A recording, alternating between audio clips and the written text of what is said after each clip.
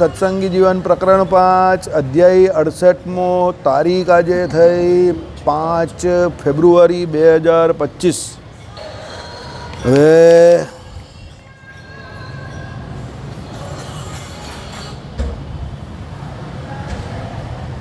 ભગવાન હવે પોતાની જે આ લીલા જે છે તે સંકેલવાના છે ધીરે ધીરે કરીને, એટલે એ તરફ ભગવાન આગળ વધે છે। તો આપણે ગઈકાલે જોયું કે ભગવાને શું વિચાર્યું કે ભાઈ કામ, ક્રોધ, લોભ, મોહ આદિ જે કોઈ જીવોના હૃદયમાં વ્યાપેલા છે એને હવે અમે દૂર કર્યા છે।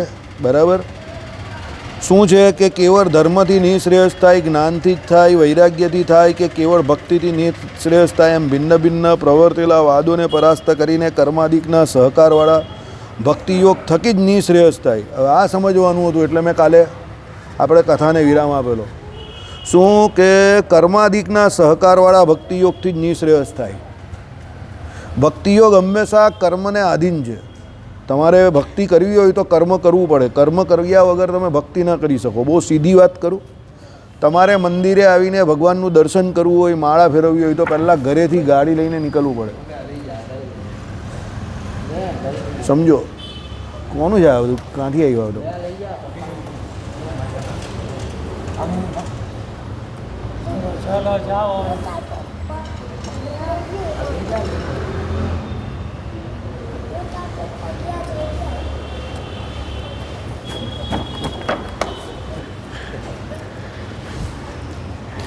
એટલે શું કહ્યું કે કર્માદિકના સહકારવાળા ભક્તિયોગથી જ નિશ્રેયસ થાય। એટલે ભક્તિયોગ કરવો હોય તો કર્મ કરવું પડે। મહારાજે કહ્યું ને એમ, ધૂંધિયાની પેઠે ફરવાથી કંઈ કલ્યાણ નહીં થઈ જતું। કપડાં નહીં પહેરે, નાગા ફરે, એનાથી કંઈ એમ કે કૂતરા બિલાડા પણ નાગા પડે, એનાથી નિર્ગુણ નહીં થઈ જવાતું। તો ભગવાનની સેવા પૂજા કરવી હોય તો એમ કે ભાજી તરકારી એમ કે તોડવા પડે, ફૂલો એમ કે ભગવાન માટે ચૂંટીને લાવવા પડે, હારો બનાવવા પડે, અનાજ પાણી ભેગા કરીને, શાકભાજી ભેગા કરીને ઠાકોરજી માટે થાળ બનાવવો પડે। તો કર્માદિકની અપેક્ષા છે ભક્તિને। કર્મ કર્યા વગર તમે ભક્તિયોગ સિદ્ધ ન કરી શકો। એટલે કોઈ કંઈક એમ બેસી રહેવું છે બેઠા બેઠા, એમ ન થાય। અહીંયા મંદિરે આવવું હોય તો પણ તમારે ઘરેથી નીકળવું પડે સમયસર। સવારે જે મંગળામાં આવતા હોય તો એને સમયસર 6:45 વાગે અહીંયા ટચ થઈ જવું પડે। બરાબર, એ પ્રમાણે તમારે એ પહેલાંના જે કોઈ પૂજા પાઠ હોય તે કરી નાખવા પડે। એટલે ભક્તિયોગ જે છે તે કર્મયોગને આધીન છે। ભક્તિયોગ એટલે શું છે? તો સેવા મુક્તિશ્ચ ગમ્યતામ। તો આપણી ભક્તિ જે છે તે સેવા પ્રધાન છે। તો એમાં સેવા મુખ્યપણે રહેલી છે, કારણ કે ભક્તિ જે ભજ ધાતુ જે છે તે સેવા ગર્ભિત છે। સમજો, તો એ સેવા કરવા માટે તમારે કર્મ તો કરવું પડે ને। સેવા કંઈ બેઠા બેઠા તો થતી નથી। બરાબર, હવે દાખલા તરીકે આપણે અહીંયા મંદિરે આવ્યા, પછી આરતી કરી પછી જે કોઈ સંધ્યાના નિયમ હતા એ નિયમ અમુકે ગાયા, અમુકે સાંભળ્યા, માળા ફેરવી, ઠાકોરજીની મૂર્તિઓના દર્શનો કર્યા। અત્યારે જે આ હરિભક્તો જે છે તે પોતા મંડળવાળા જે છે તે ઝાડુ મારી દીધું, પોતા મારી દીધા। બરાબર, આ પેલા લોકો જો પેલો છોકરો અત્યારે પેલો વિષ્ણુ જે છે તે અત્યારે પેલા પોતા જે છે તે બધા સાફ કરી રહેલો છે। બરાબર, તો આ શું છે? તો ભક્તિયોગ જે છે કર્મને આધીન છે। જો હજુ પણ કર્મ કરે છે। તમે અહીંયા બેઠેલા છો તો તમે પણ કર્મ કરો છો। કયું કર્મ કરો છો? તો તમે શ્રવણ ભક્તિ કરવા માટે કાન જે છે અને તમારું મન જે છે એને નિયંત્રિત રાખીને સીધું જે કોઈ શબ્દ તમને અહીંયાથી સંભળાય, સતાનંદ સ્વામી અને શ્રીજી મહારાજના શબ્દો, તે તમે સીધા સાંભળવાનો પ્રયત્ન કરો છો, એટલે કર્મયોગી થયા છો। અહીંયા બેઠીને તમે બેસીને શાંતિથી નિરાંતે એ કર્મ કરી રહ્યા છો કે જે કોઈ મને એમ કહે કે શ્રવણ ભક્તિ થાય એનો પૂરેપૂરો લાભ મળે। બરાબર, એટલે શ્રવણ ભક્તિ પહેલી છે। એમ 9 પ્રકારની ભક્તિ છે, એના દ્વારા 10મી પ્રેમ લક્ષણા ભક્તિ ઉદય થાય। પણ 9 પ્રકારની ભક્તિ કરવા માટે તમારે પહેલાં કર્મયોગી બનવું પડે। ડિગ્રી મેળવવી હોય તો એન્જિનિયરિંગ કોલેજમાં જવું પડે, એડમિશન લઈને પ્રેક્ટિકલ કરવા પડે, થિયરી કરવી પડે, સેમિસ્ટર બાય સેમિસ્ટર એક પછી એક બધા પાસ કરવા પડે અને આગળ નીકળવું પડે। એમાં પણ પ્રેક્ટિકલ જે હોય તે બધું વ્યવસ્થિત કરીને સારો એન્જિનિયર, તમે સારા એન્જિનિયર બની શકો। એકલી થિયરી આપીને તમે સારા એન્જિનિયર ન બની શકો, કારણ કે તમારે જીવનમાં જે એન્જિનિયરિંગ કરવાનું છે તેમાં બધું પ્રેક્ટિકલ આવશે, થિયરી એકલી ન આવશે। સમજો, એટલે એન્જિનિયરો જે કોઈ હોય છે તો જે એન્જિનિયરો ભણવામાં પૂરેપૂરું ધ્યાન નહીં આપતા તો છેલ્લે પાસ તો થઈ જાય, પણ એ એટલા ખરાબ એન્જિનિયર બને કે પછી એને એના ફિલ્ડની સારી નોકરી ન મળે, તો પછી 15-20 હજારમાં સેલ્સમેનની નોકરી કરવી પડે છે। મેં એવા ઘણા છોકરાઓ એન્જિનિયર મારી પાસે ઇન્ટરવ્યૂ માટે આવતા હતા। મને કંઈ સાહેબ લઈ લેવું નહીં। મેં કહું તું તે બીઈ છે? તો કે મામા આવે છે। તો કંઈ સાહેબ બીઈ છું, પણ મને કંઈ કોઈ લેતું નથી, એન્જિનિયરિંગની જોબ કોઈ આપતું નથી। હવે એને કેમ ના આપતું હોય? કારણ કે એને એન્જિનિયરને રિલેટેડ કોઈ જ્ઞાન નહીં હોય. હવે એમ કોઈ અહીંયા કહેતો હોય કે મારે ભક્તિ કરવી છે, ભક્તિયોગ છે, મંદિરે આવીને ભક્તિ કરવી, પણ એ કોઈ કર્મ જ નહીં કરે તો પછી એનો ભક્તિયોગ કોઈ દિવસ સિદ્ધ નહીં થવાનો. સમજજો, હંમેશા જે કોઈ વ્યક્તિ કર્મયોગી છે તે જ ભક્તિયોગ કરી શકે. ગૌશાળામાં જવું પડે, ગાયોની સેવા કરવી પડે, હરિભક્તોની સેવા કરવી પડે, ભગવાનની સેવા કરવી પડે. જેટલી આપણી મર્યાદાઓ એ મર્યાદામાં આજ્ઞામાં ભગવાનની રહીને વિધિ નિષેધરૂપ અને વર્ણાશ્રમોચિત જે ધર્મ જે છે એ ધર્મનું પાલન કરીને તો ભક્તિયોગ સિદ્ધ થાય. એમ બેસી રહેવાથી તમે પ્રવૃત્તિ માર્ગ કે નિવૃત્તિ માર્ગ, બેસી રહેવા તો બંને માર્ગ નક્કામાં છે. સમજો, ભગવાન સંબંધી ક્રિયાનો પ્રવૃત્તિ માર્ગ પણ મોક્ષકારી છે અને નિવૃત્તિ માર્ગ પણ મોક્ષકારી છે. પણ ભગવાનના સંબંધ વિનાના તો પ્રવૃત્તિ માર્ગ હોય કે નિવૃત્તિ માર્ગ હોય, બંને બંધનકારી છે. બરાબર? એટલે અહીંયા ભગવાને આ વાત બહુ મહત્ત્વની કહેલી. કાલે સમયના અભાવે આપણે આ ચર્ચા ન કરેલી. શું કે કર્માદિકના સહકારવાળા ભક્તિયોગથી જ નિઃશ્રેયસ થાય. આ અર્થ સર્વેના હૃદયમાં સમારોપણ કર્યો છે અને તેમજ સર્વેને પ્રવર્તાવ્યા છે. ભગવાને આ બધાને શીખવાડ્યું કે ભાઈ તમારે કંઈ ને કંઈ ક્રિયા કરવી પડશે. એમને થોડા ભગવાને 6 મંદિર બનાવ્યા. ભગવાને મંદિર બનાવ્યા, આટલા મોટા મોટા સભા મંડપો બનાવ્યા આપણા મંદિરોને વિશે. તો એ સભા મંડપો છે, મોટા મોટા મંદિરો છે, તો આપણા હરિભક્તો અહીંયા આવીને રોજ ભજન કરી શકે છે ને, કથા વાર્તા આદિ જે કોઈ થાય છે એના દ્વારા સત્સંગ કરી શકે છે. આપણે લોકો અહીંયા ભેગા કેમ થઈએ છીએ? તો સત્સંગ માટે ભેગા થઈએ છીએ, ભજન માટે ભેગા થઈએ છીએ. બીજું તો કોઈ શું આપણો સંબંધ શું છે? કોઈ સંબંધ નહીં. બરાબર? તો એ ક્યારે શક્ય બન્યું? તો જ્યારે 200 વર્ષ પહેલાં ભગવાનના ભક્તોએ, સંતોએ અને ભગવાને પોતે એવો દાખલો કર્યો. કયો દાખલો કર્યો? કે આવા મોટા મોટા મંદિરો અને એને વિશે લક્ષ્મીનારાયણાદિક દેવ કે નારાયણ મુનિ દેવ કે નરનારાયણ દેવાદિક જે કોઈ દેવ છે એની સ્થાપના કરી. તો એના માટે એમણે કેટલો દાખલો કર્યો હોય. સમજો, એમને એમ તો કંઈ કામ થતું નથી ને. એટલે કર્મયોગી બને એ જ ભક્તિયોગ કરી શકે. હવે એમને 200 વર્ષ પહેલાં જે દાખલો કરેલો એનો લાભ આજે પેઢી દર પેઢી આપણે મળે છે. હવે અમારા જ કુટુંબની કેટલી પેઢીઓ આ મંદિરમાં આવી ગઈ, તમે સમજો. ચિમનભાઈ તો લોકો ઓળખે, એના બાપા દયારામભાઈ બી આવતા હતા આજ મંદિરે. બરાબર? પછી ચિમનભાઈ, પછી રંજીતભાઈ, બરાબર, ને પછી અમે. તો 4 પેઢી તો અમારી જ આવી ગઈ આ જ મંદિર વિશે. બરાબર? અહીંયા આ શેરીમાં જ પેલા ભાઈચંદ શેઠ રહેતા હતા. મહારાજ વખતે જે હતા ને ભાઈચંદ શેઠ, જેમનું નામ છે ને સત્સંગી જીવનમાં મહારાજ જ્યારે સુરત આવેલા તે અહીંયા જ રહેતા હતા. સમજો, તો એ બધા હરિભક્તોએ ત્યારે દાખલો કર્યો અને મંદિર બનાવ્યું આપણું, તો આજે આપણે ફળે છે. દયારામ કાકા બી આવતા હતા. એટલા ચિમન કાકા જેટલા સત્સંગી નહીં હતા, પણ સત્સંગી તો હતા જ. સમજો, બરાબર? દયારામ કાકા હતા, તેનું શું હતું ખબર તમને? દયારામ કાકા ખિસ્સાને વિશે ડર રાખતા હતા. ડર એટલે તે સમયની મીઠાઈ જે કહીએ ને, આપણા દળના લાડુ મળે ને તે ડર રાખતા હતા. ઠાકોર મીઠાઈવાળાને ત્યાંથી રોજ સવારે દળ લઈ આવે આટલો. અને પછી જે છોકરા હોય ને ગામના કે શહેરના જે છોકરા હોય, મંદિરના જે કોઈ છોકરા હોય, તો બધાને ડળ આપતા હતા અંદરથી. પહેલાં તમને ખબર પથ્થર આવતી હતી, તો મીઠાઈવાળાએ પથ્થરો વાપરતા હતા. તે પથ્થરની અંદર એ ડળ ભરીને આપે. તો એ મારા ચિમન દાદાના બાપા એ શું કરતા હતા, એને ઉપર પેલા સૂતરની દોરી નહીં આવે સફેદ કલરની, એ દોરી વીંટીને લઈ આવે. પછી બધા છોકરાઓને બધા જે કોઈ ફરતા હોય ને તો ચોકલેટ બોકલેટ નહીં આપે, એ ડળ આપતા હતા ચોખ્ખા ઘીનો. એ ડોહા એ બહુ શોખીન હતા. ઠાકોર મીઠાઈવાળો તે ટાઈમનો છે.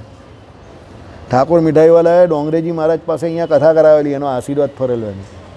ઠાકોર મીઠાઈવાળાની અત્યારની પેઢીની જૂની પેઢી બધા સત્સંગી હતા. બરાબર? ચાલો, ધર્મદેવ, મૂર્તિદેવી અને ઉદ્ધવજીને દુર્વાસાના શાપ થકી મેં મુકાવ્યા છે. ધર્મદેવ કોણ? એમના પિતાશ્રી. હવે હકીકતમાં તો બદ્રિકાશ્રમમાં ધર્મદેવ જે એમની 13 પત્નીઓ સાથે રહેલા છે તે. બરાબર? હવે એ અહીંયા આવેલા ભગવાનના પિતાશ્રી બનીને આવેલા. એમની એક પત્ની મૂર્તિદેવી એટલે એ ભક્તિ માતા. બરાબર? એમણે પણ અહીંયા ભગવાનની સાથે અવતાર ધારણ કરેલો. અને ઉદ્ધવજી તે રામાનંદ સ્વામી તે પણ અહીંયા આવેલા. આ બધા કેમ આવેલા? બદ્રિકાશ્રમને વિશે એમને શ્રાપ થયેલો એટલે આવેલા. પણ શ્રાપ થયેલો કેમ? તો ભગવદ ઈચ્છાથી થયેલો. કેમ? કારણ કે ભરતખંડને વિશે જે એમ કહે કે અસુરાંશ રાજાઓ અને અસુર ગુરુઓ એના દ્વારા જે અધર્મ પ્રવર્તન થતું હતું, સમજો, એ અધર્મ પ્રવર્તનને રોકવાનું હતું. એટલે ભગવાન એને રોકવા માટે પ્રયત્નશીલ રહ્યા. અને ભગવાનના સંકલ્પથી એ દુર્વાસા મુનિ ત્યાં આવ્યા. અને મરીચ્યાદિક ઋષિમુનિઓ અને એ બધા ભગવાનનો સત્સંગ સાંભળતા હતા. અને એ સત્સંગ સાંભળતા સાંભળતા એમ કહે કે એમની વૃત્તિ ભગવાનમય થઈ ગઈ. તો દુર્વાસાને એમને આવતા જોયા નહીં. એટલે ભગવાનના સંકલ્પે કરીને દુર્વાસા ઋષિએ શ્રાપ આપ્યો. હવે એ જે શ્રાપ તો ભગવાનની ઈચ્છા કરીને થયો, પછી ભગવાને અહીંયા એમની લીલા સંકેલી, આ બધા કાર્યો કર્યા, એટલે જે અહીંયા શ્રાપે કરીને આવેલા એ બધાને ભગવાને શું કર્યા? શ્રાપથી મુક્ત કર્યા અને પાછા જ્યાં હતા સ્થાપન કર્યા ત્યાં. એટલે ભગવાન શું કહે છે કે ઉદ્ધવજીને દુર્વાસાના શાપ થકી મેં મુકાવ્યા છે, તથા અન્ય મરીચ્યાદી મહર્ષિઓ બહુધા તો તે શાપ થકી વિમુક્ત પ્રાય થયા છે. બરાબર, બહુધા અહીંયા શબ્દ કેમ વાપરો? કારણ કે હજુ અમુક જે હતા ને સંતો તે જીવતા હતા ને, સમજો, હયાત હતા. સમજ પડી કે ન પડી? હજુ મહારાજ લીલા સંકેલ છે પછી પણ ઘણા બધા સંતો અહીંયા રહેવાના હતા ને, એટલે જે જૂના હતા, જે મહારાજને કરતાં પહેલાં આ લોક છોડીને ગયા હતા, એટલે ભગવાને આ શબ્દ વાપરો કે બહુધા તો એ બધાને શાપથી મુક્ત કર્યા છે. બધા શાપથી મુક્ત ક્યારે થાય? જ્યારે મહારાજ પછી જે કોઈ પ્રેમાનંદ સ્વામી કે મુક્તાનંદ સ્વામી આદિક તો બધા ધીરે ધીરે કરીને ગયેલા ને, એક એક કરીને ગોપાળાનંદ સ્વામીને બધા, એ બધા જેમ જેમ કરીને જતા ગયા તેમ તેમ બધા શાપથી મુકાતા ગયા એમ. એટલે બધા નહીં મુકાયા, મુકાઈ ગયા બધા, પણ ભગવાન હતા ત્યારે અમુક બાકી હતા. બરાબર, એટલે શાપથી તો મુકાયેલા એટલે દેહ છોડે પછી મુકાય ને એમ, એટલે અહીંયા એવું કહ્યું છે. બરાબર, ચાલો. શાપ થકી જે તેમનું વિમોચન તે મારા પ્રાદુર્ભાવનું પ્રયોજન છે. જે ઉપનિષદ ગમ્ય બ્રહ્મ વિદ્યા ભેદો છે, બરાબર, ઉપનિષદમાં જે એમ કહે કે બ્રહ્મ વિદ્યાના ભેદો કયા છે, જે વિવિધ રાજયોગ હઠયોગ આદિ રૂપ યોગ કળાઓ છે, આ બધી એમ કહે કે અલગ અલગ પ્રકારની યોગ કળાઓ છે. યોગ દ્વારા શું થાય? તો આ બધી યોગ કળાઓ દ્વારા, હથયોગ હોય કે આ બીજી બધી જે કોઈ કળાઓ છે યોગની, એના દ્વારા શું થાય? તો ભાઈ મન જે છે તે તમારું નિયંત્રણમાં આવે. સમજો, મન જેનું નિયંત્રણમાં આવે તે ધારે કાર્ય શરીર દ્વારા કરી શકે. એટલા માટે જે અહિંસા પ્રધાન યજ્ઞો છે, બરાબર, અહીંયા ભગવાને આવીને શું કર્યું કે ભાઈ વિષ્ણુ સંબંધી યજ્ઞો જે છે તે ધનાઢ્ય એવા સત્સંગીને કરવાની મહારાજે આજ્ઞા આપી છે. અને મહારાજે દબાણાદિક જે કોઈ દબાણમાં બહુ મોટો યજ્ઞ કરેલો, બીજા તેવા ઘણા બધા યજ્ઞો મહારાજે ઘણી બધી જગ્યા પર મોટા મોટા યજ્ઞો કરેલા, અને એ આપણે આમાં જોયું. બરાબર, સત્સંગી જીવન ગ્રંથમાં કે ભગવાને મોટા મોટા યજ્ઞોનું આયોજન કર્યું, મોટા મોટા અન્નકૂટ ઉત્સવો કર્યા, બ્રાહ્મણોને જમાડ્યા. અમદાવાદને વિશે ભગવાને બ્રાહ્મણોની 84 કરી.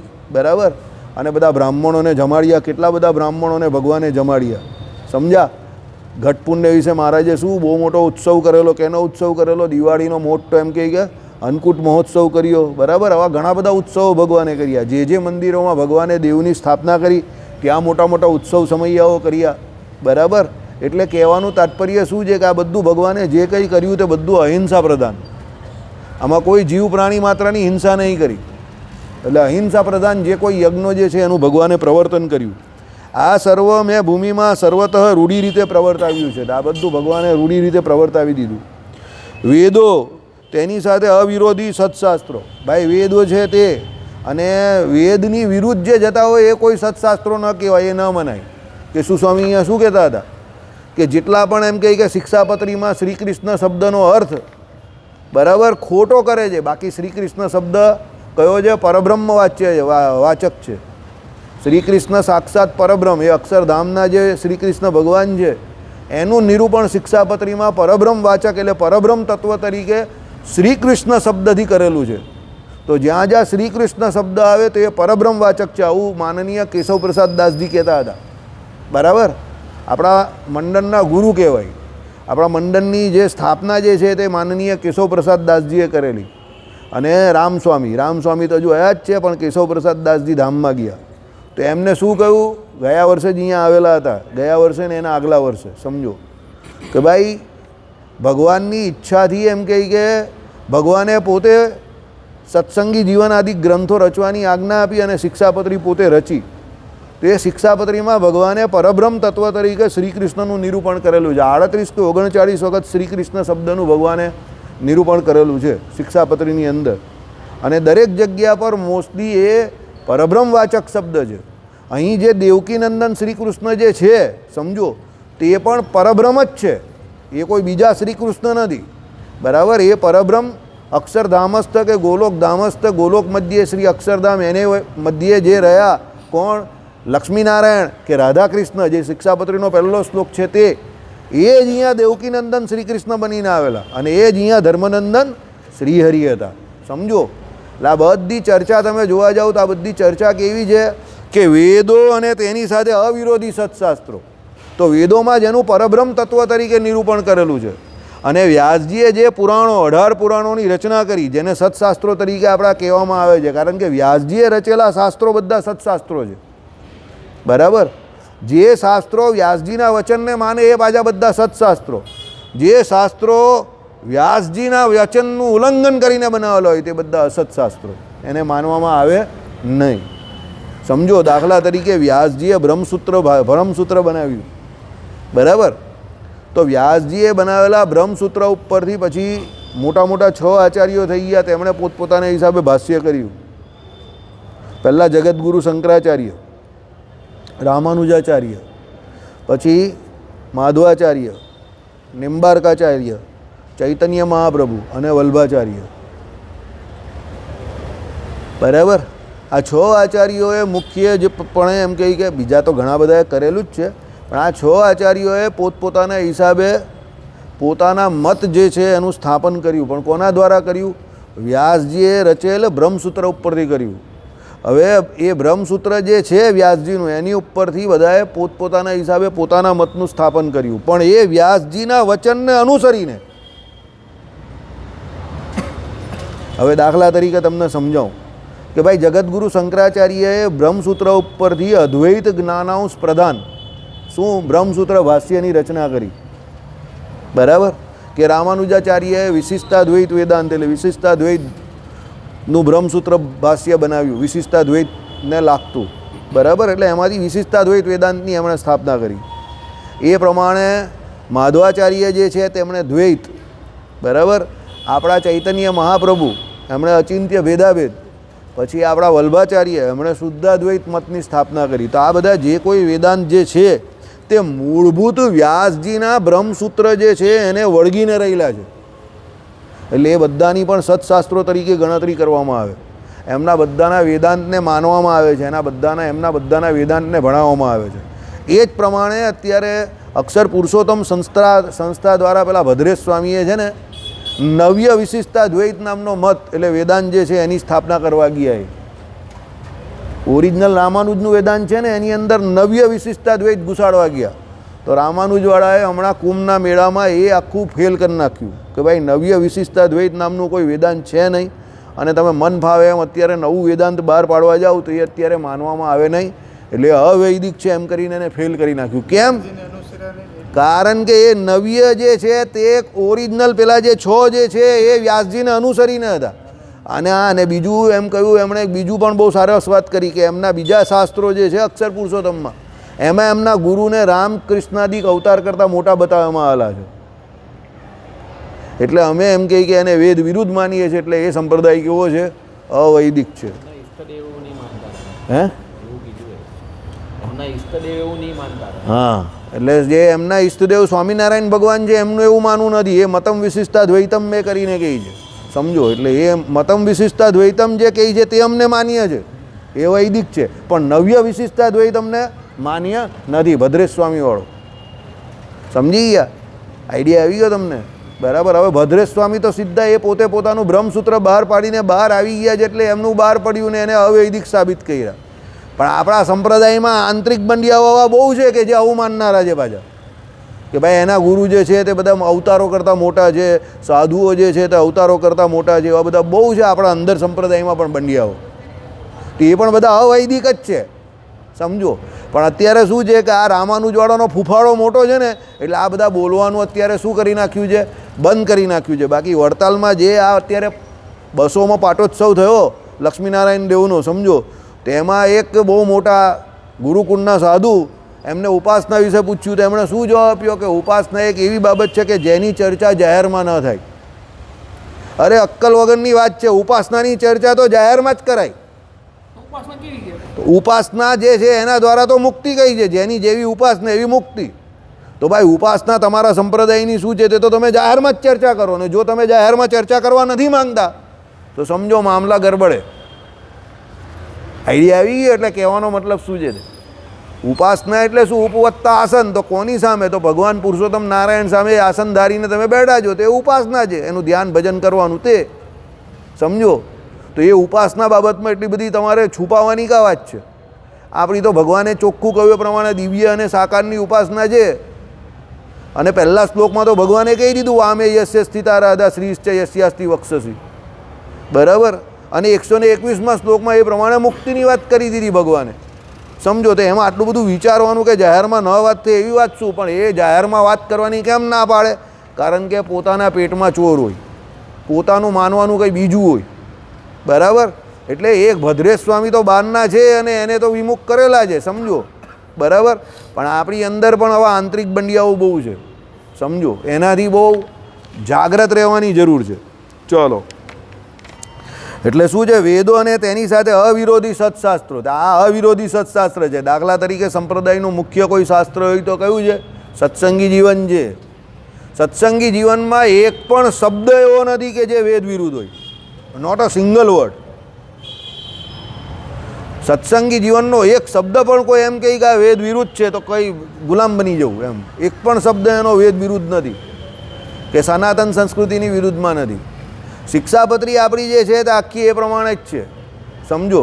અને વચનામૃત જે છે એ ભલે ભગવાન બોલેલા છે આપણી ભાષામાં, સાદી ભાષામાં, ભલે એમાં એટલો સંસ્કૃતનો કે એવો કોઈ બહુ હાઈફાઈ ભાષાનો ઉપયોગ ગુજરાતીનો પણ નહીં થયો, સરળ ભાષામાં છે, પણ એમાં પણ વેદ વિરુદ્ધ કોઈ વાત નથી, સમજો. એમાં અક્ષર બ્રહ્મનું નિરૂપણ ભગવાને કર્યું, કે મુક્તોનું નિરૂપણ ભગવાને કર્યું, કે અહીંયા રહેલા જીવ ઈશ્વરને માયા 3 તત્વોનું નિરૂપણ કર્યું, ભલે એ સરળ ભાષામાં કર્યું, બરાબર. પણ જ્યાં જ્યાં આધ્યાત્મિક ચર્ચા ભગવાને એમાં પણ જે કરેલી છે તે વેદ વિરુદ્ધ નથી. એમાં 5 ભેદની વાત કરેલી છે ભગવાને, સમજો. મહારાજે કહ્યું ને, જીવ ઈશ્વર માયા બ્રહ્મ અને પરબ્રહ્મ, આ 5 ભેદ જે છે તે તમારે જાણવાના છે. તમે એની સાચી ઘેર નહીં બેસાડતા એટલે વારે વારે ભૂલી જાવ છો. એમ તને મહારાજે વચનામૃતમાં કહ્યું છે, બરાબર, કે જીવ કોને કહેવાય, ઈશ્વર કોને કહેવાય, બરાબર, માયા કોને કહેવાય, બ્રહ્મ કોને કહેવાય અને પરબ્રહ્મ કોને કહેવાય. એ બધી વ્યાખ્યા ભગવાને સરળ ભાષામાં આપેલી છે, સમજો. પણ એ સરળ ભાષામાં પણ આપી છે, પણ એ વેદ વિરુદ્ધ નથી, એટલે એ સત્શાસ્ત્ર છે, બરાબર. ત્યારે આ બધી વાતો જે છે, ગુણાતીતાનંદ સ્વામીની વાતું કે ગોપાળાનંદ સ્વામીની વાતું કે બીજા જે કોઈ સ્વામીની વાતું હશે તે, એ બધી વાતું કેવી છે? વેદ વિરુદ્ધ છે. કારણ કે એમાં જીવને ઘણી જગ્યા પર મુક્તો કરતાં બદ્ધ જીવોને મોટા બતાવી દીધા. અરે અવતાર એ તો ભગવાનના પુરુષોત્તમ નારાયણના અવતાર છે, તો એના કરતાં અત્યારના બદ્ધ જીવોને મોટા બતાવ્યા. તે કેવી રીતે શક્ય છે? બરાબર. એટલે એ તો શું છે? ભગવાનના અવતારોને એટલે ભગવાનના સ્વરૂપનો જ ખંડન કરેલું છે. એટલે કહેવાનો મતલબ શું છે કે એવા જે અસત શાસ્ત્રો એને કોઈ દિવસ માનવાના નહીં. ચાલો, દેવો. દેવો એટલે કોણ? તો ભાઈ જે જગ્યા પર જે ભગવાનની મૂર્તિનું ભગવાને સ્થાપન કર્યું હોય તે બધા દેવો જે છે તે. બ્રાહ્મણો, બરાબર. એટલે બ્રાહ્મણો જે કોઈ આપણે અત્યારે બ્રાહ્મણ, ક્ષત્રિય, વૈશ્ય અને શૂદ્ર જે 4 વર્ણ જે છે, એમાં બ્રાહ્મણ જે છે તેનો ધર્મ શું છે? તો જે બ્રહ્મને જાણનારા છે અને બીજાને જણાવનારા છે તે બ્રાહ્મણો, સમજો. વેદ, બ્રાહ્મણ અને ગાય, આ 3 દ્વારા સનાતન સંસ્કૃતિનું રક્ષણ થાય છે. તમારે કોઈ પણ વૈદિક વિધિ કરવી હોય, તમારા 16 સંસ્કાર જે થાય એમાં આ 3ની જરૂર પડે તમને. વેદોમાંથી કર્મકાંડ, એ કર્મકાંડ તમે ડાયરેક્ટ તો ન કરી શકો. તમે યજ્ઞ યાગાદિક કરો તો દેવતાઓને રાજી કરવા માટે તમારે કર્મકાંડ કરવાનું છે, તો એ કર્મકાંડ કરે કોણ? તો બ્રાહ્મણ કરે. હવે એ વિધિ કરવા માટે તમને જે સામગ્રી જોઈએ તે સામગ્રીમાં સૌથી વધારે કોની જરૂર છે? ગાય, ગૌ માતાની. તો વેદ, બ્રાહ્મણ અને ગાય, એની ઉપર જ્યારે પણ જુલ્મ થાય, એના અધિકારોનું હનન થાય, ત્યારે ભગવાન પોતે અવતાર ધારણ કરે છે, કાં પછી કોઈ મોટા પુરુષને મોકલે છે. અત્યારે પણ બહુ મોટા પાયા પર ગૌ હત્યા થાય છે. ભારત જેવા દેશમાં આટલી બધી ગૌ હત્યા થાય તે બહુ નામોશીજનક વાત છે, બહુ દુઃખદ બાબત છે આ, સમજો. કારણ કે આ અહિંસાનો દેશ છે અને ગાય તો આખા વિશ્વની, આખા જગતની માતા છે. એના દ્વારા આખા જગતનું પોષણ થાય છે. એની હત્યા જે કરે છે, બરાબર, વેદ વિરોધી લોકો, અને આપણો હિન્દુ જાગૃત થતો નથી, તે બહુ મોટી વાત, બહુ મોટી દુઃખદ ઘટના છે, બરાબર. ચલો, એટલે શું કહ્યું અહીંયા કે ભાઈ દેવો, બ્રાહ્મણો, તીર્થો. તીર્થ કોને કહેવાય? તો જ્યાં મોટી મોટી નદીઓ હોય અને ત્યાં એમ કહે કે ભગવદ્ મૂર્તિઓના મંદિર હોય, એટલે તીર્થ સ્થાનો કોને કહેવાય? કે જ્યાં દેવો તો હોય પણ એની જોડે મોટી મોટી નદીઓ હોય. અને તીર્થોમાં વિચારવાનું એટલા માટે કહ્યું છે કે તે તીર્થોને વિશે ભગવાનના ભક્તો કે સંતો જે છે તે કાયમ માટે વિચારતા હોય છે, તો એના દ્વારા સત્સંગ થાય. તીર્થોનું તીર્થપણું કોને લઈને છે? તો ત્યાં વિચરતા સંતોને લઈને છે. તીર્થ તીર્થ ત્યારે જ કહેવાય છે કે ત્યાં જે સંતો છે એની પાસે બેસીને તમે સત્સંગ કરો. કુંભમાં જાઓ તો આ બધા જે સાધુ સંતો ત્યાં બધા અખાડા હતા ને, ત્યાં બધા પાસે જઈને ત્યાં કથા વાર્તાનો લાભ લેવાનો હોય, ભજન કરવાનું હોય. ઘણા લોકો તો ત્યાં આમ તેમ ફર્યા કરે, રખડ્યા કરે, પેલું સ્નાન કરે પછી બધા ફર્યા કરે, ચાલો જોવા જઈએ, આ ફરવા જઈએ, પેલું ફરવા જઈએ. ફરવાનું નથી ત્યાં કંઈ, ત્યાં જઈને ભજન કરવાનું છે, ત્યાં જઈને સત્સંગ કરવાનો છે. સમજો, એનું મહાત્મય બહુ કયું છે. કુંભનું મહાત્મય, તીર્થનું મહાત્મય બહુ છે, પણ ક્યારે મહાત્મય છે એનું? જ્યારે તમે સંતો પાસે બેસીને શું કરો? સત્સંગ કરો, તો તીર્થનું મહાત્મય છે. બરાબર? ચાલો જો, તીર્થો અને સંતોની સર્વથા માનના જેમ વૃદ્ધિ પામે તેમ, એટલે એમની માનના એટલે એમની માન્યતા, એટલે એમને જેમ બને તેમ વધારે માનવાના. વૃદ્ધિ પામે તેમ સર્વેની તેમાં શ્રદ્ધા મેં સંપાદન કરી આપી છે. બરાબર? એટલે આ બધામાં શ્રદ્ધા સંપાદન કરી આપી, એટલે તેમાં અનાસ્થા દૂર કાઢી નાખી છે. પહેલાંના એ સમય પહેલાં શું હતું, લોકો એવું કહેતા હતા, આ બધા બ્રાહ્મણોને આ બધા જે છે ને તે તો બધા એમ કહે કે શાસ્ત્રોમાં એમ કે પોતાનું નામ એમ કહે કે પોતાનો પેટીયું રડવા માટે લખી કાઢેલું છે. શાસ્ત્રો એમ કે લખનાર બ્રાહ્મણ, ચલાવનાર બ્રાહ્મણ, એટલે એમને જબરજસ્તી એની રોજીરોટી માટે એનું નામ લખેલું છે. અરે ભાઈ, શાસ્ત્રોની રચના કંઈ બધી બ્રાહ્મણોએ જાતે નહીં કરી. સમજો, બ્રાહ્મણો તો શાસ્ત્રો ભણાવે છે તમને. રચના તો વેદ જે છે તે કે ભાઈ ભગવાન વ્યાસજી જે છે તે તો એમણે 18 પુરાણની રચના કરી, અને વેદ જે છે તે તો અપુરુષય છે, તેમાં બ્રાહ્મણ કાથી વચ્ચે આવી ગયા? બરાબર? તો બ્રાહ્મણને તો અધિકાર એ ભણવાનો ને ભણાવવાનો છે, એટલે એણે કંઈ જાતે કંઈ એનું સંપાદન નહીં કર્યું. સાહેબ તે દિવસે કહેતા હતા એ પ્રમાણે કે ભાઈ વકીલ બંધારણની ચોપડીમાંથી કાયદાની કલમો, એ કલમો જોઈને કોર્ટમાં જઈને એ કાયદાની કલમો ઉપરથી એના અસીલને બચાવવાનો પ્રયત્ન કરીએ, એનો મતલબ એવો નથી કે એ કાયદાની કલમો બધી એણે જાતે બનાવેલી છે. એ તો ઓલરેડી છે જ. બંધારણ તો ભારતનું પહેલેથી ઘડાઈ જ ચૂક્યું છે, અને એ બંધારણમાંથી એના અસીલને બચાવવા માટે કઈ કલમનો ઉપયોગ થાય તે કલમે શોધે, અને પછી એ પ્રમાણે કોર્ટમાં એ કેસમાં એ કલમનો ઉપયોગ કરે એના અસીલને બચાવવા માટે. પણ એનો મતલબ એવો થોડો જ કે બધી કલમ એણે જાતે બનાવેલી છે કે ઉમેરેલી છે. કારણ કે સામે જે જજ બેઠેલા હોય એને બધી ખબર હોય, એ કે એમનેમ જજ નહીં બનેલા હોય, એના ખિસ્સાની કલમ થોડી બનાવે છે કંઈ. સમજો, બરાબર? તેમ બ્રાહ્મણો જે છે તે કે એના ખિસ્સાનું થોડું વાંચીને તમને સમજાવે છે. બ્રાહ્મણો તો ખાલી પેલા વકીલની જેમ જે ઓલરેડી લખેલું છે વ્યાસજીએ સત્શાસ્ત્રોમાં એનું જ નિરૂપણ કરે છે. કર્મકાંડ જે છે તે વેદોમાં કર્મકાંડ વિધિ આખો આવે છે. દેવતાઓની ઉપાસના માટેના યજ્ઞ યાગાદિક જે છે એના પણ મંત્રો જે છે તે બધા ઓલરેડી લખેલા જ છે. સમજો, તો એ બ્રાહ્મણ દ્વારા તો ફક્ત એનો વિધિ અને એનો ઉચ્ચારણ થાય છે. એ બ્રાહ્મણે પોતે નહીં લખ્યું કે કર્યું એ. બરાબર? એટલે આ બહુ મોટી આપણે ત્યાં શું છે કે બધા બુદ્ધિજીવી કહેવાતા બુદ્ધિજીવી, પણ હકીકતમાં તો મૂર્ખ લોકો. એ શું છે, પોતાના સ્વાર્થને કારણે બ્રાહ્મણોને નીચા બતાવવા માટે આ બધું કરે કે ભાઈ એને કમાવા જવાનું જ નહીં ને એને બેઠા પૈસા આપી દેવાના આપણે દક્ષિણાના. અરે ભાઈ, એને કમાવાની તું દરેક જગ્યા પર રૂપિયા પૈસા થોડા જ હોય. દરેક જગ્યા પર કમાવાનું થોડું જ હોય. સમજો, એના પૂર્વના કંઈક કર્મને હિસાબે એને બ્રાહ્મણત્વ પ્રાપ્ત થયું છે. કેટલા સુકૃતનો ઉદય થાય ત્યારે એને બ્રાહ્મણત્વ મળેલું છે. બરાબર? ચાલો, કૌલાગમ આદિ અસત્શાસ્ત્ર ચારવારકાદી નાસ્તિક મતનું ખંડન કરીને સર્વત્ર સનાતન ધર્મ સ્થાપન કર્યો છે. જો ભગવાન પણ સનાતન ધર્મની વાત કરે છે. કૌલ મત પેલો જે છે તે અતિશય ખરાબ કૌલ મત છે. બરાબર? જેમાં એમ કહે કે સ્ત્રીઓની જે એમ કહે કે રજ હોય એના દ્વારા એમ કહે કે તિલક કરવામાં આવે છે. બરાબર? તામસી દેવતાઓનું એમ કહે કે પૂજન માતાજીનું કરવામાં આવે છે. બરાબર? એમાં એમ કહે કે જે કોઈ માંસ છે, મદ્ય છે, એને એમ કહે કે નૈવેદ્ય ધરાવવામાં આવે છે. આવો કૌલ મત છે. તો ભગવાન કહે કે ભાઈ એ વેદ વિરુદ્ધ મત છે, એ અમને પસંદ નથી. એમ કરીને વૈષ્ણવોએ કોઈ એ મત માનવાનો નથી. બીજું ચારવાર્ક મત. તો ચારવાર્ક મતમાં શું આવે છે? તો ભાઈ શરીર મહર્ષિ ચારવાર્ક હતા એક.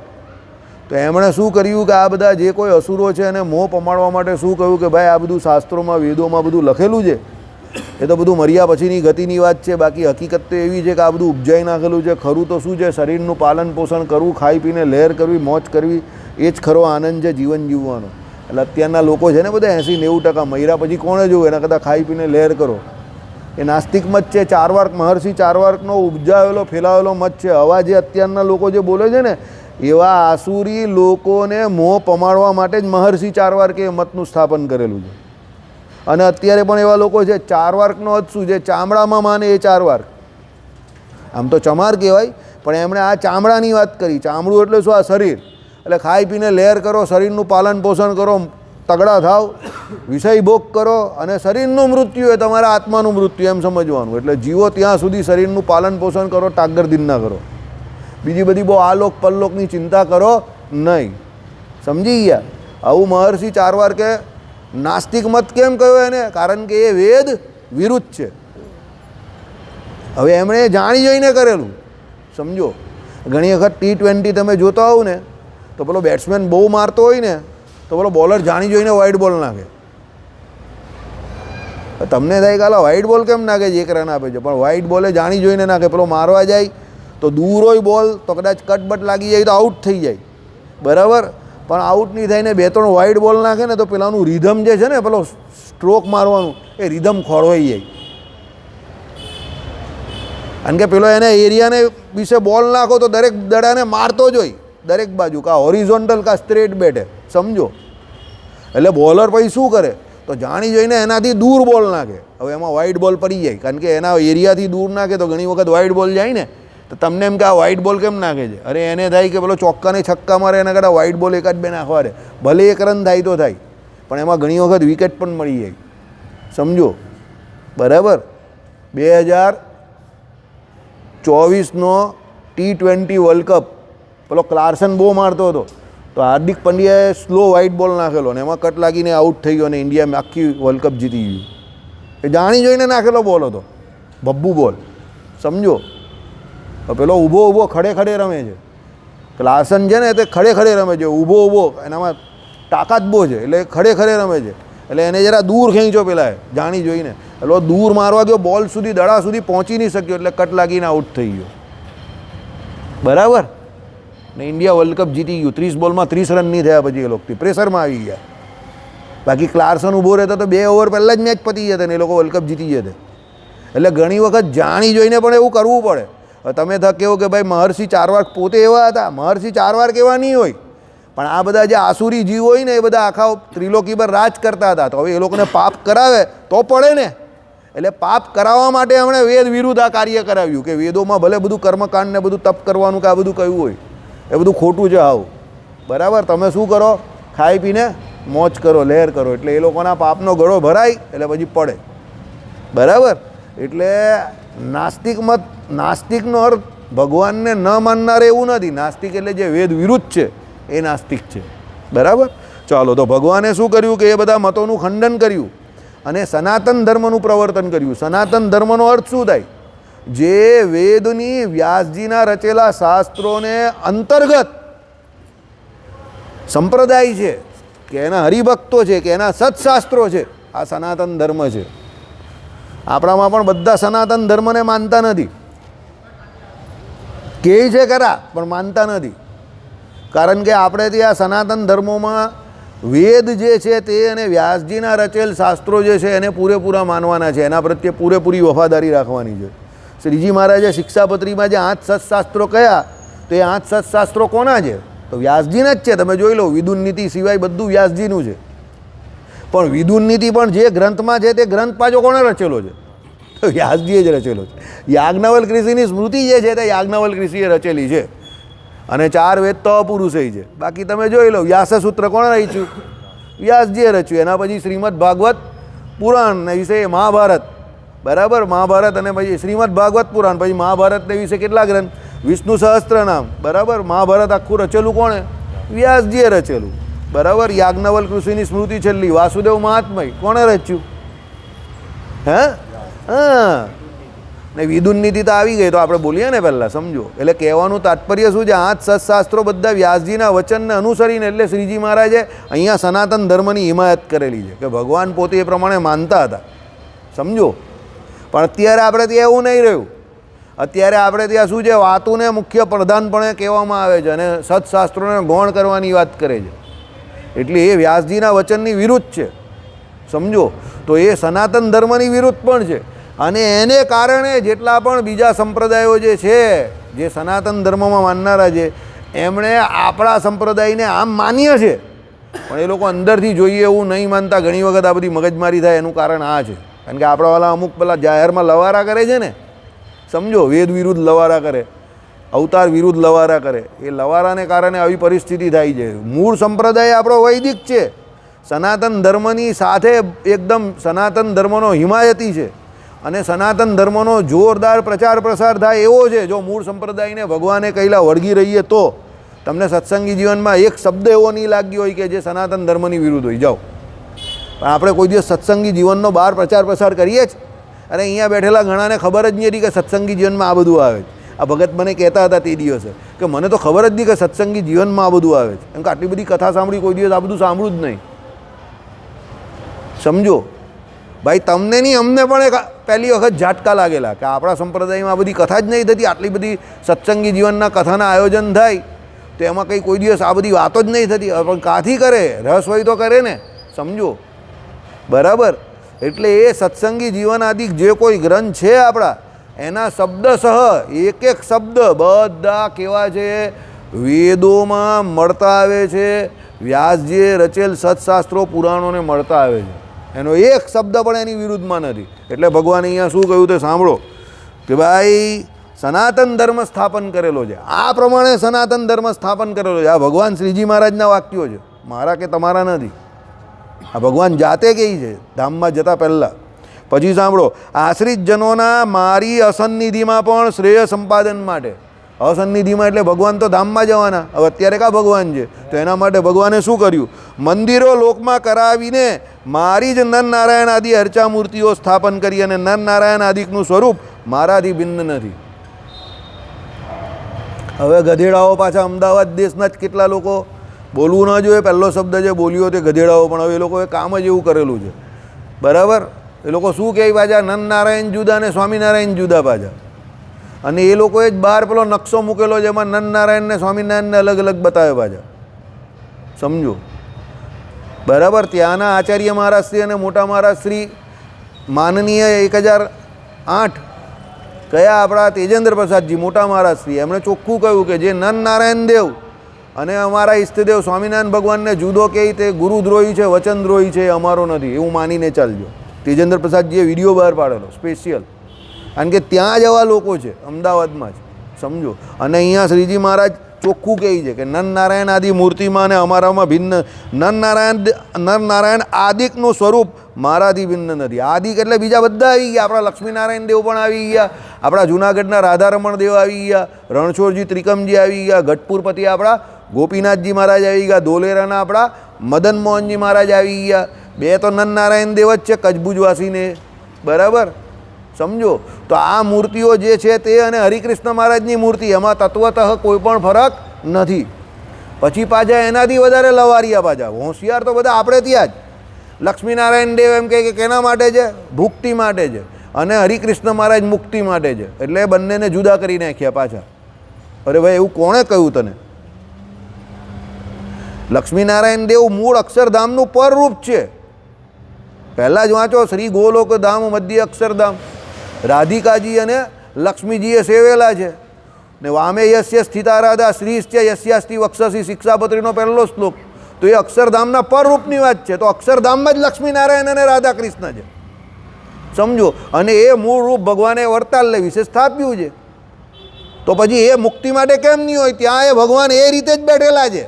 ભગવાન તમારા જેવા ગ્રહસ્થ છે, યાદ રાખજો. અનાદિ પત્નીયોગ ભગવાનને છે, લક્ષ્મીજી કે રાધિકાજીના રૂપમાં. ભગવાન અમારા જેવા નથી, ઝૂલેલાલ મસ્તકલ અંદર લોલંગર બાવા જેવા. ભગવાન તો દિવ્ય પત્નીયોગ છે, તમારા જેવા સદગ્રહસ્થ છે. શ્રી લક્ષ્મીનારાયણ દેવ નામ લાગે છે, શ્રી નરનારાયણ. તો એ શ્રી જે છે ને તે ગ્રહસ્થાશ્રમીને લાગે, અમને નહીં લાગે ઝૂલેલાલ મસ્તકલંદનને. કારણ કે શ્રી લક્ષ્મીજીનું પ્રતીક છે. સમજો, શ્રી રામ બોલીએ ને આપણે, તો શ્રી રામ એટલે સીતાજી, અને રામ એટલે રામચંદ્ર ભગવાન. શ્રી કૃષ્ણ એટલે શ્રી એટલે રાધિકાજી, અને કૃષ્ણ એટલે કોણ? આપણા શ્રી કૃષ્ણ ભગવાન. સમજો કેમ? શ્રી આગળ લાગે એ સન્માનવાચક શબ્દ છે. તો એ શ્રી કોને લઈને છે? ભાઈ ગ્રહસ્થાશ્રમી છે. ગ્રહસ્થ કોને કહેવાય એ યાદ રાખજો. ગ્રહસ્થ એટલે જેનું ઘર છે એ ગ્રહસ્થ નથી. ગ્રહસ્થ શબ્દનો સંસ્કૃતમાં ગૃહ જોડે અર્થ નહીં કર્યો. જેના ગૃહમાં ગૃહિણી છે તે ગ્રહસ્થ. એટલે તમે ગ્રહસ્થ છો કારણ કે તમારા ઘરમાં ગ્રહિણી છે ને. ગ્રહિણી એટલે કોણ? તમારા પત્ની. તો ભગવાનને અનાદિકાળથી આ દિવ્ય પત્ની યોગ છે.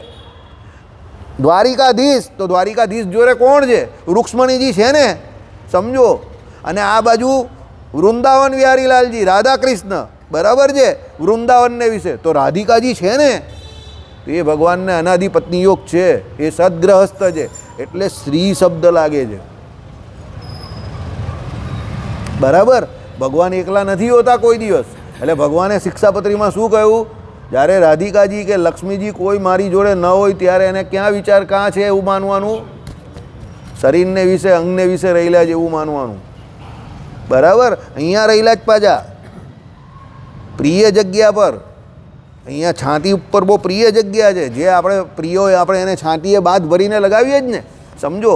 તો એ ભગવાનને અહીંયા રહેલા કયા છે? આ જગ્યા જોઉં તો આ જગ્યા ભગવાને કોને આપી છે? અતિશય પ્રિય હોય એને. તો એ રાધિકાજી કે લક્ષ્મીજી એમને અતિશય પ્રિય છે. તો આ આપણા અહીંયાના ઘણા ત્યાગીઓ એવું કહે કે અમે તો ત્યાગી છે, રાધિકા લક્ષ્મીજીને અહીંયા અમે જોવો તો જતો અમે ધામમાં કેવી રીતે જોવાના? તો અહીંયા વડતાલમાં પણ દર્શન નહીં કરતા, આમ કરીને ઊભા રહી. એકલા હરિકૃષ્ણ મહારાજના જ દર્શન કરે. બોલો. એને લક્ષ્મીનારાયણ દેવમાં પાછા લક્ષ્મીજી જોઈએ છે ખરા, પણ લક્ષ્મીજીના દર્શન નહીં કરવા. આઈડિયા આવ્યો? લક્ષ્મીજી જે અચલ છે એના દર્શન નહીં કરવા, પણ ચલિત લક્ષ્મી જે છે ને એ ચલિત લક્ષ્મી પાછી બધાને જોઈએ છે. બધાને જ જોઈએ છે. તો ત્યાગી ગૃહી બધાને જરૂર છે નહીં. એના વગર ચાલે જ કોને અત્યારે આ દુનિયામાં? સમજો. આપણે કોઈનો વ્યક્તિગત વિરોધ નથી. અરે પણ જે મૂર્તિની સ્થાપના ભગવાન શ્રી હરિએ કરેલી છે, જે પોતે પરમહંસના ગુરુ હતા, સહજાનંદ ગુરુમ ભજે સદા, જે આપણા બધાના સાહજિક ગુરુ છે, જેમને લગ્ન ન કરેલા હતા અને એમણે એ લક્ષ્મીનારાયણ દેવની સ્થાપના કરી હોય અને આરતી ઉતારી હોય તો હું એણે આમ કરીને ઉતારેલી, જય સદ ગુરુ સ્વામી પ્રભુ, જય સદ ગુરુ સ્વામી. થોડી અક્કલ તો ચલવો. કેટલો ભગવાનના સ્વરૂપનો દ્રોહ કરો છો. સ્વામિનારાયણ ભગવાને થોડા લગ્ન કરેલા. અને ભગવાને શું કહ્યું શિક્ષાપત્રીમાં? ભગવાનની જે મૂર્તિ હોય સ્ત્રી રૂપે એના દર્શન થાય, બીજા કોઈના ન થાય. તો એ રાધિકાજી અને લક્ષ્મીજી જે છે, કેશુ સ્વામીને પૂછેલું, અરે એ કંઈ ગદ્દાઓ મને કંઈ સભામાં બેઠેલા ને ત્યારે બહુ નાના હતા, તો કંઈ ગદ્દાઓ એ રાધિકાજી કે શ્રી કૃષ્ણજી એ તો લક્ષ્મીજી એ તો માતાજીના સ્વરૂપમાં છે, એમાં એવો ભેદ નહીં કરાય. એના દર્શન કરવામાં ભેદ કરે એ તો હાલો કાં જશે એમ કે એને બુદ્ધિનું દેવાળું ફૂકેલું છે. બરાબર. તમારા ઘરે તમારી માતૃશ્રીના દર્શન નહીં કરતા. જગતગુરુ શંકરાચાર્ય હતા, એના માતા ધામમાં જવાના હતા, તો એમણે કહેલું કે હું આખા ભારતને વિશે વિચરીશ સાધુ થઈને. તમને જ્યારે એવું લાગે કે હવે શરીરને સારું નથી ને દેહ પડવાનો છે, એક સંકલ્પ કરજો ને મને યાદ કરજો, હું હાજર થઈ જઈશ, ગમે ત્યાં હોઈશ. અને તમે માનશો નહીં, એમની માતૃશ્રીએ સંકલ્પ કરીને એમને યાદ કર્યા, ખાલી હૃદયથી એ હાજર થઈ ગયા. 15 દિવસ એમની સેવામાં રહ્યા અને એમનો અગ્નિ સંસ્કાર કર્યો અને પછી પાછા ચાલ્યા ગયા. એ કે શું કહ્યું કે ભલે હું ત્યાગી છું પણ મારી માતાનું કોઈ કરવાવાળું કોઈ જોઈએ ને, પિંડદાન ને બધું, તો એ આવીને પિંડદાન કરી. હવે એના જેવા તો કોઈ સાધુ અત્યારે છે નહીં ને, જગતગુરુ શંકરાચાર્ય જેવા તો સાધુ તો એ જોરદાર જ હતા ને ભાઈ. એનો મત ભલે અદ્વૈત આપણે ન માનીએ કે માનીએ, પણ સાધુ તરીકે તો એ જોરદાર હતા ને. બરાબર. સાધુના નિયમોનું તો એમણે બહુ જોરદાર પાલન કરેલું. તો એ પોતે આવીને આવી રીતે કરી ગયા, સમજો. બરાબર. એ કેમ કરી ગયા? તે સમયની જરૂરિયાત પ્રમાણે કર્યું. ભગવાન અત્યારે ના પાડી જાય, બરાબર છે, આસક્તિ ન રહી જાય ઘરના સંબંધીઓમાં એટલે. પણ જગતગુરુ શંકરાચાર્યને કોઈ આસક્તિ નહીં હતી. બરાબર. એ તો કોઈ કરવાવાળું ન હતું એટલે કરીને ચાલ્યા ગયા. પણ એ કંઈ રૂપિયા પૈસા નહીં મોકલતા હતા એની માતાને, કારણ કે એની પાસે જ રૂપિયા એ રાખતા નહીં હતા. તો એ ત્યાંના રાજાઓ પાસે આપણા મંદિરો જે છે બદ્રીનાથ આદિ, તે બધાને એમને પુનરુદ્ધાર કરાવ્યા, જીર્ણ થઈ ગયેલા છે, સમજો. બરાબર. ચાલો, બહુ સરસ આવે છે બધું. આવજો રોજ, મજા આવશે. શ્રીપતિમ શ્રીધરમ સર્વદેવેશ્વરમ ભક્તિ ધર્માત્મજમ વાસુદેવ મરે માધવમ કે